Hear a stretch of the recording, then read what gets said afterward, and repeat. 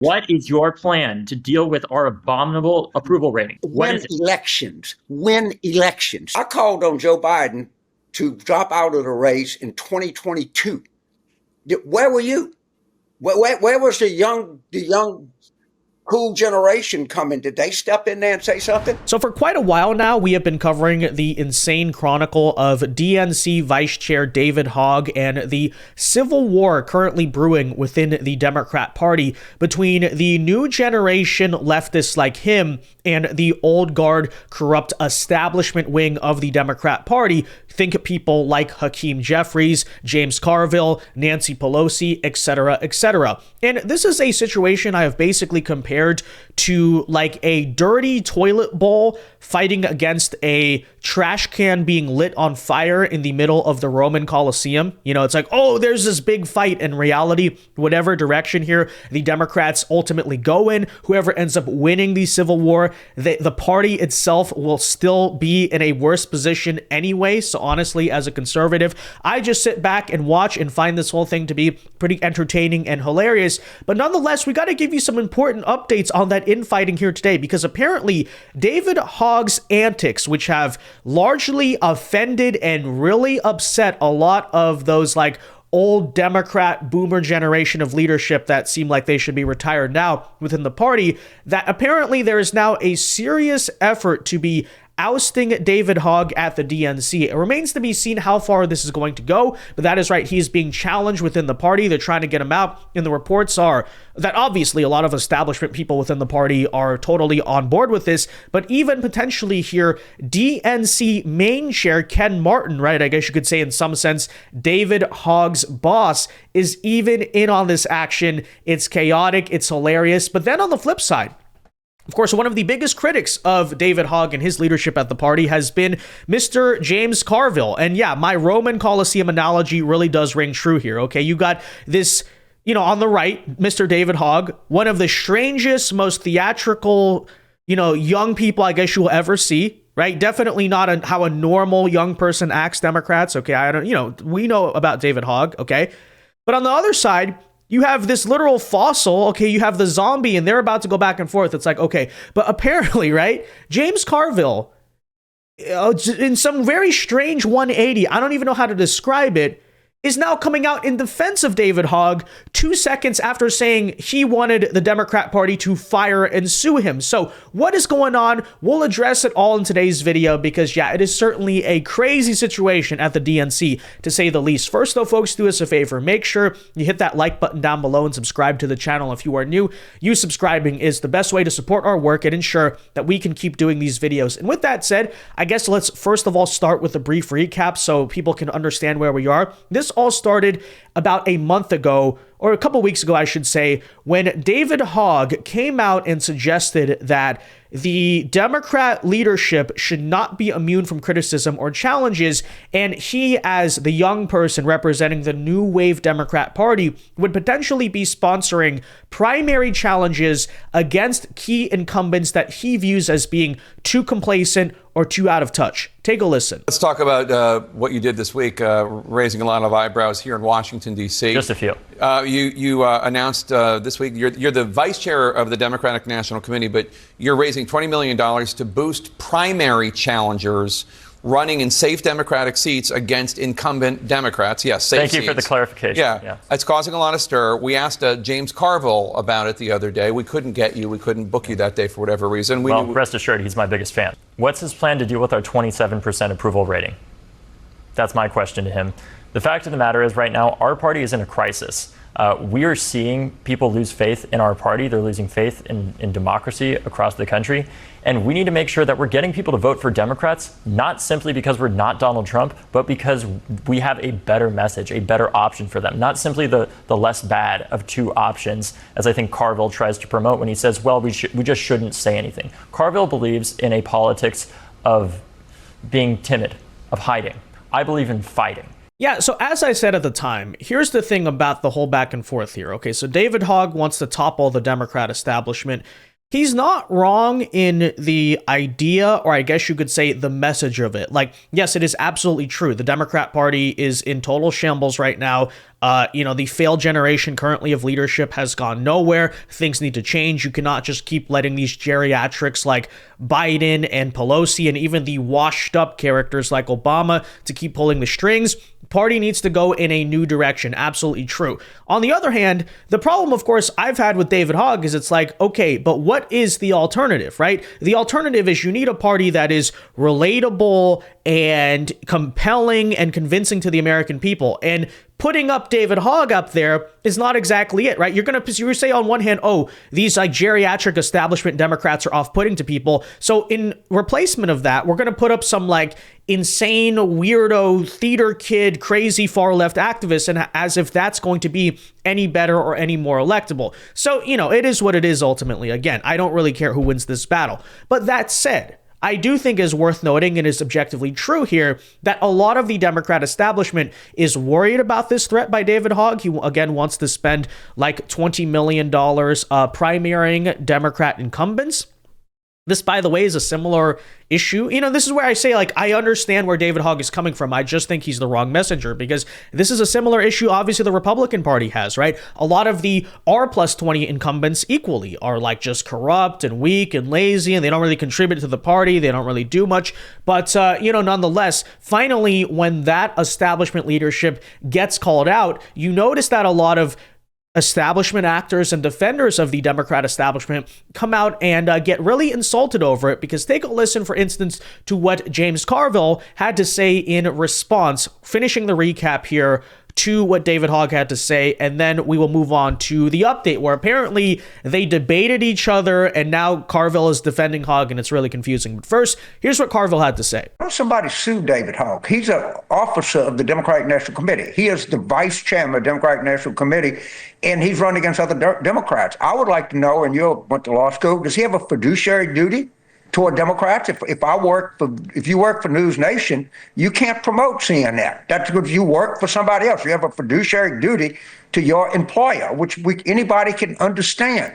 He's being paid to run against other Democrats. I think it's an outrage. I don't know if I have standing, but I might give the DNC $10 and sue him. He's a contemptible little twerp, if you ask me. Sue his ass, Jim. I'll have you on the show to talk about it. Yeah, I might. I don't know if I have standing, but somebody can standing. Sue his punk ass. Start it right on this show. Yeah, so it's like, again, I'm not here to defend David Hogg or pretend as if he's some type of compelling or good guy, okay? You look at what he's currently doing with his own PAC and basically like funneling Democrat money to his own organizations. He's just as corrupt as the current people in the establishment. But nonetheless, okay, it is objectively still insane that the mere proposition that, hey, we're going to do primary challenges against weak incumbents. We're going to challenge our own leadership. We're going to, iron sharpen iron. We're going to actually stand up and do things. You get that response, that angry of a reaction from James Carville, where not only is he pissed off about it, but he's threatening apparently to sue David Hogg or arguing that David Hogg should be sued. And it's like, it's so objectively obvious what is going on there. James Carville doesn't care about the law or the supposed fiduciary duty here. No, what it is that he's upset DNC party leadership is perhaps in some form or capacity questioning the current old guard, the current establishment that James Carville represents. And that is basically the back and forth story nowadays within the DNC itself. Okay, so you got the David Hogg faction saying the Democrat Party needs to change. You got the James Carville, Hakeem Jeffries faction, who's also weighed in on it, saying that basically we're doing fine, keep pushing forward. Chuck Schumer, same exact story, right? And apparently it is all boiled over as recently David Hogg and James Carville actually went on this show right here, I guess the Red Letter, to have a debate with one another. And just take a listen to what went down. Back on the James Carville topic, I saw that he called you a contemptible little twerp. You called him timid, which I think was probably one of the bigger insults. He's coming on my show next week, and I was wondering if you would be open to coming on for like 10 to 15 minutes and having this debate with him. I'd rather let you two I think it would be interesting to hear the two of you kind of hashing it out. And what I would say about him in particular is that I don't take the people who disagree with me personally, right? Mm-hmm. I see it as a strategic disagreement with where we're at right now with the future of the party. I believe that we need to do something about our 27% approval rating. And there's nobody in this town that has presented an actual plan to deal with that because it is uncomfortable to address that. Said that members of the DNC should sue him for doing this since David is a member of the party leadership. He is the vice chairman. I think he's the vice chair.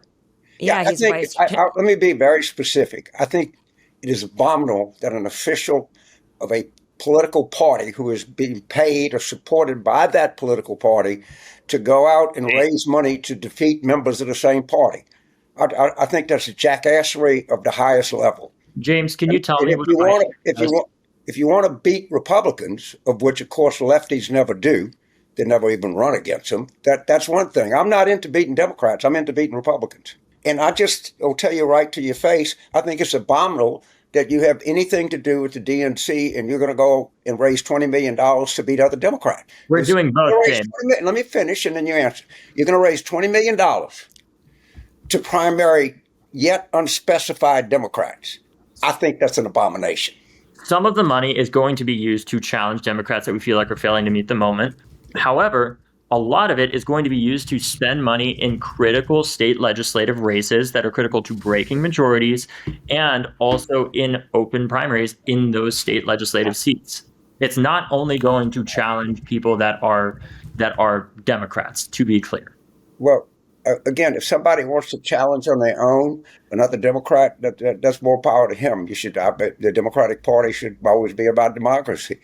But I remain manifestly unpersuaded that an official of the DNC or somebody who can go out and raise money to use to beat Republicans would use money to beat Democrats. And I mean, David, I've never changed my mind on that. And here's the deal, James. Every ethical principle that I've ever developed in my life.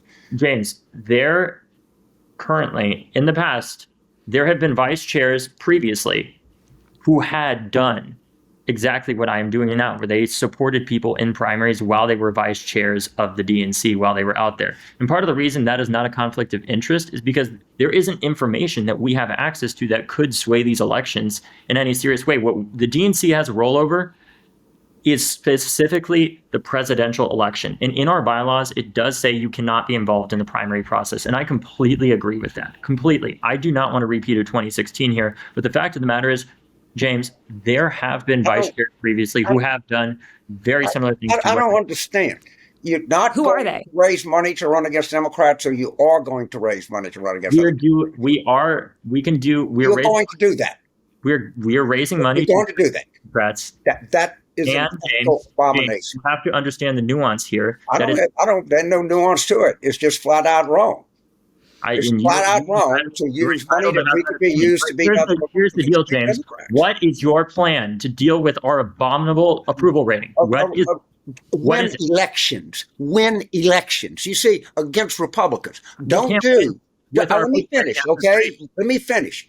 You are my strategy. It is to win elections. It's not to win an election in Queens, okay, which you don't ever run against a Republican. Yeah, so again, it's like watching the toilet bowl against the trash can. They're fighting each other because on one hand, David Hogg, what he's saying is kind of correct. I understand the intention. I wish the Republicans would do something similar. Hey, all the weak rhinos, primary them out, bring some type of challenges for people who are stonewalling our agenda, what we want, whatever, okay? But at the same time, as the many corruption scandals and conflicts of interest have been brought up here, David Hogg arguably is just funneling money back to his own organizations and using the DNC as a platform to grift and, in some ways, I guess, scam the donors. On the flip side, James Carville. Okay, he's not really mad about the bylaws of the Democrat Party or whatever that is. He is upset. He is perturbed. He is potentially panicked and worried that the old guard Democrat leadership like him, right? He's freaking old. His word used to mean a lot. Now the influence is dwindling because he keeps getting things wrong, is starting to wane. So on both sides, it's like both actors' motives here, and especially their solutions, probably are not the direction the Democrat Party needs to go. But nonetheless, that has not stopped them from both arguing later on, as you'll see here, that, David Hogg says he has better political judgment than Carville, and Carville says he has better judgment than Hogg. And it's like, okay, both of you guys have gotten this thing horrendously wrong, but nonetheless, again, the toilet bowl versus the trash can, the story simply goes on here. You talked about players, right? And rather than messaging, not to go back to James Carville again, but he did say that running Kamala Harris was like running a seventh string quarterback. What do you think about that? Well, I'm surprised that he thought that we were going to win in a landslide, considering he's saying that now. And look, we all have miscalculations that we make in elections, of course, but I'm tired of this idea that we need to perpetually listen. Experience matters. It absolutely does, but it only matters as much as it actually is effective and useful because it works. I called on Joe Biden to drop out of the race in 2022. Where were you? Where was the young cool generation coming? Did they step in there and say something? I spoke out against the horrific language of identity politics. Where was everybody else? I said we should have a contested convention. No one else came together, other than President Obama, who was trying to call people on a day that President Biden dropped out. So if I'm just saying, I want to beat Republicans. I don't want to beat Democrats. That's my life mission. I mean, again, I think you can especially see in that last clip there of Carville, what this is really about is he's upset. Like, why aren't these new, younger kids listening to me? How come nobody in the party cares about my stupid podcast anymore?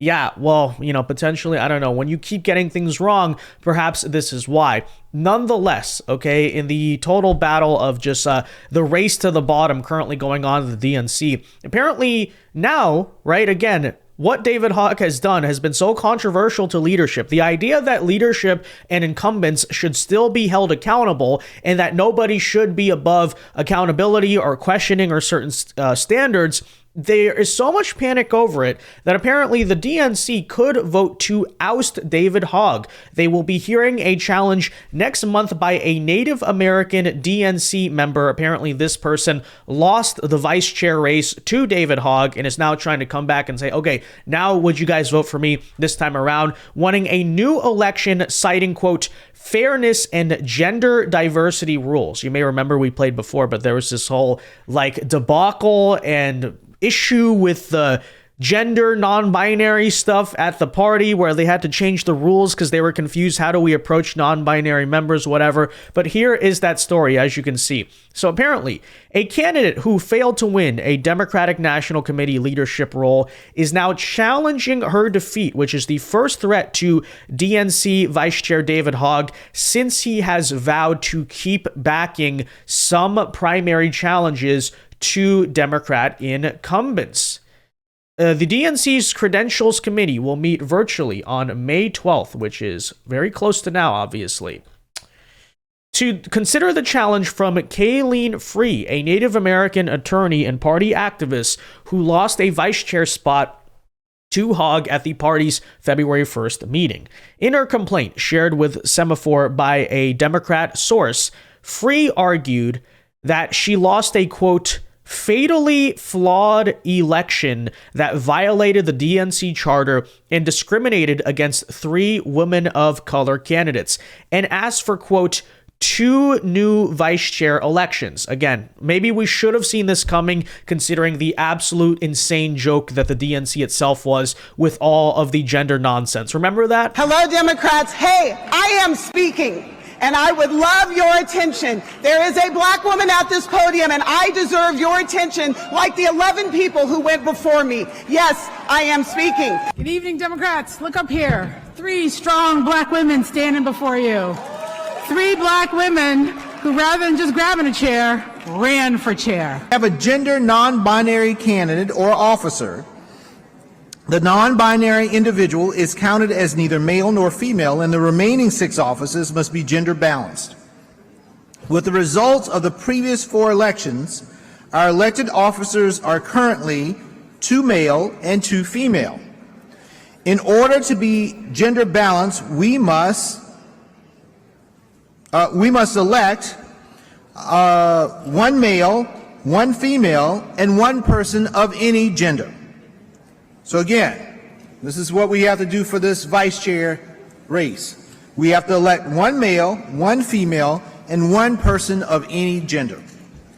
To ensure our process accounts for male, female, and non-binary candidates, we conferred with our RBC co-chair, our LGBT caucus co-chair. Yeah, so you may remember that video, but if you don't, the DNC itself, when they did their elections a couple months ago, basically imploded into chaos because they couldn't really figure out what the gender rules were and all this DEI nonsense. And my understanding, I guess, is that now the person who lost this vice chair race against David Hogg is basically coming and saying, no, there's a violation of the rules. You know, I don't know. But anyways, in her complaint, as you can see, she said by aggregating votes across ballots and failing to distinguish between gender categories in a meaningful way, again, that video you saw before is being referenced here, the DNC's process violated its own charter and bylaws, undermining both fairness and gender diversity, argued Free, who is a citizen of the Choctaw Nation. So, you know, much like the David Hogg situation itself, this is what happens when the establishment Democrats and institutionally as a party, they're willing to platform the crazies. They're willing to give the crazies a home in the party simply because, oh, look, they're effective fighters against the Republicans or something. You know, oh, they have the energy and all this. But this is what happens. Inevitably, okay, all the woke nonsense that you are promoting or allowing to be promoted turns on you in the end. And this is exactly what you're seeing, right? Basically, what this Native American woman is saying is that she was discriminated against and, hey, DEI mandates that I should be the vice chair, not the white guy, Mr. David Hogg, okay? And she is now even saying, oh, it was a stolen election, right? Frankly, we won this election by a lot, okay? They stole the election. Anyways, Free apparently filed her challenge on February 28th, and committee members were informed yesterday that it is now being granted, first of all, and it would be taken up on May 12th. Attorneys for Hogg argued in a response to the committee earlier this month that the election, quote, was conducted in compliance with the rules in place at the time, and that it is inappropriate to try to revise those rules or decisions after the fact through a credentials challenge. I don't see how Hogg's attorneys or this woman Free right here, either of them can argue that the rules were violated because, after all, nobody understands the rules. Nobody can define them. So what does that even mean? You know, honestly, who can, like, you watch that video, I don't even understand what the rules are. I don't think anyone does. They're just making it up as they go. But anyways, why is this all significant? Well, and what's the timing, you know, kind of conveniently here? Hogg's work with his Leaders We Deserve PAC, which funds young Democratic candidates and may support some primary challengers, has fueled a complicated intra-party fight. An upcoming vote to require neutrality from DNC members wasn't actually about Hogg. At least that's what they're saying, right? According to DNC Chair Ken Martin, the purpose was restoring the trust of Democratic voters after the whole Hillary Clinton and, Joe Biden primary stuff back in 2016 and 2024.